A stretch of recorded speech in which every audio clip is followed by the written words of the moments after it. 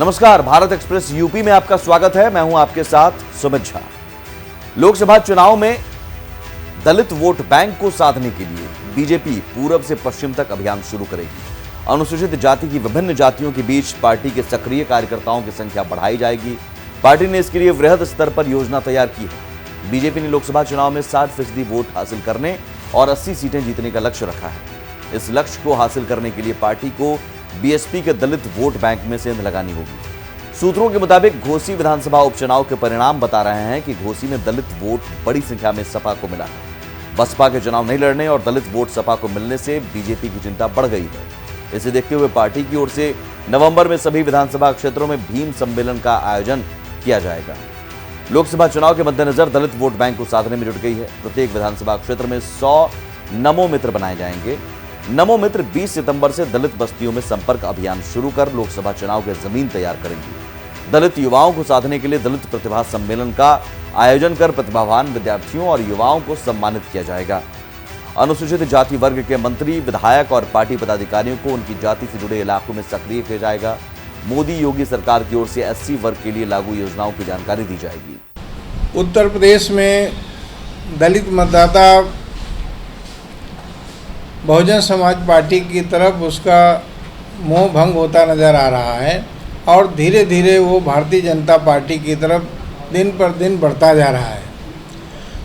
जहाँ तक ये बात घोसी की है, घोसी में दलित मतदाता बहुतायत में आया है बड़े पैमाने पर। मैं तो वहाँ चुनाव रह करके देखा, बड़ी बड़ी सभाएं भी की दलित मतदाताओं ने और बड़ी सभाओं के माध्यम से उन्होंने अपने को प्रदर्शित भी किया कि हम भारतीय जनता पार्टी के साथ हैं। वहाँ पर मेरा अपना मानना है कि दलित मतदाता सपा के बजाय भाजपा को ज़्यादा वोट किया है। भारतीय जनता पार्टी हमेशा जोड़ने का प्रयास करती रही है, लेकिन इस बार विशेष अभियान चला करके उनके घरों में जा करके, उनकी बस्तियों में जा करके उनको भारतीय जनता पार्टी से जोड़ने का काम करेगी। मुझे लगता है कि पूरी सफलता भारतीय जनता पार्टी को मिलेगी और 80% दलित मतदाता भारतीय जनता पार्टी के साथ होगा।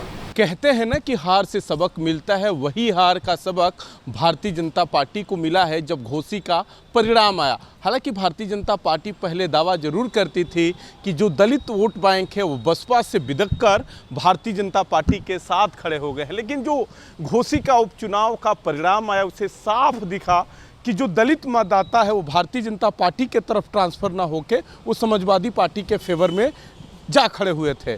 भारतीय जनता पार्टी ने इन्हीं दलितों को साधने के लिए नमो मित्र के जरिए कोशिश कर रही है, जिस अभियान की शुरुआत 20 सितंबर को किया जाएगा। इसमें पार्टी ने दलित नेताओं को आगे करेगी और इनकी संख्या बढ़ाएगी और इनका काम होगा कि दलित बस्तियों में जाएंगे, भारतीय जनता पार्टी के कामों का बखान करेंगे, नरेंद्र मोदी का नीतियों का बखान करेंगे और अब तक उनके फेवर में सरकार ने जो काम किया है उसकी उपलब्धियां गिनाएंगे। भारतीय जनता पार्टी का दावा है कि हम लोकसभा में सारी सीटें जीतेंगे और ये तभी संभव है जब दलित मतदाता भारतीय जनता पार्टी के साथ मजबूती से खड़े हों। सहयोगी राहुल के साथ रजनीश पांडे, भारत एक्सप्रेस, लखनऊ। फिलहाल इस वीडियो में बस इतना ही। उत्तर प्रदेश की तमाम खबरों के लिए देखते रहिए भारत एक्सप्रेस यूपी। नमस्कार।